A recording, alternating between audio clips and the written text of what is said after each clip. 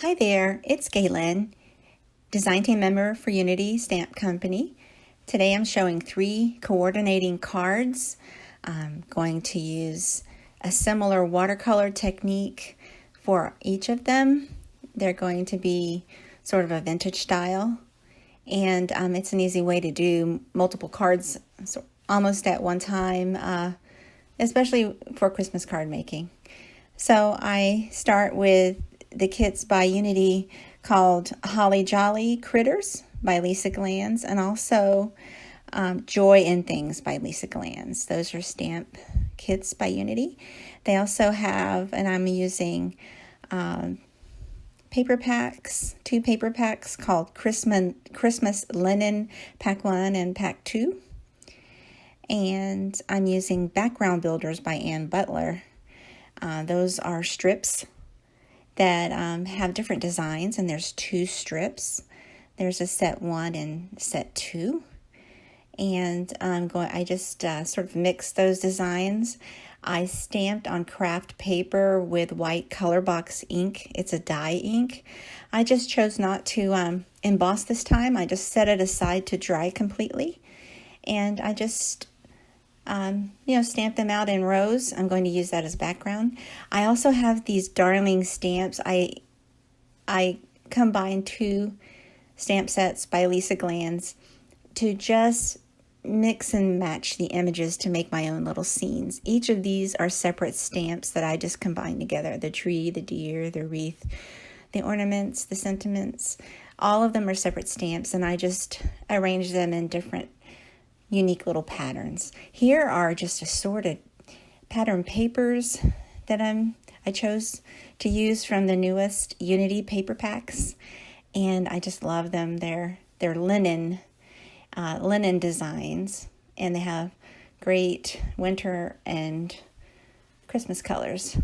Now for the watercolor, I chose to go ahead and add quickly. I added the Zig Clean Color Real Brush markers. 3 colors to an all-new watercolor palette, and I did the ink smooshing technique where you add color to the palette with any kind of watercolor, any type that you like. I just grabbed some of these markers. Probably should have grabbed more of a palette watercolor style, but in any case, I use this, and I just add water to the watercolor marker spots, and I spray it with a mini misty, and then I just use the stamping, which was on watercolor paper. I just turn over the stamping and smoosh it right into the color. I was going for a vintage look, so I just stayed with neutral tones like craft and ivory and a little yellow in there.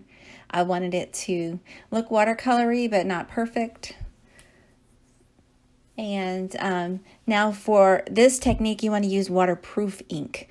I like Gina K Designs Jet Black Amalgam ink or Ranger Archival ink for stamping. And I stamped on the smooth side of the watercolor paper.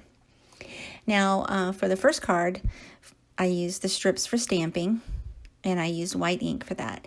Now I'm going to use the tag and I added double-sided foam tape to the tag and some hemp twine and added that to the card. Now I'm layering a pattern paper piece onto craft paper just to have a background for the deer watercolor card. And so I just applied that, layered each of the layers, and the assembly is easy when you do them all at the same time. So I just chose 3 different layouts for the similar watercolor panels.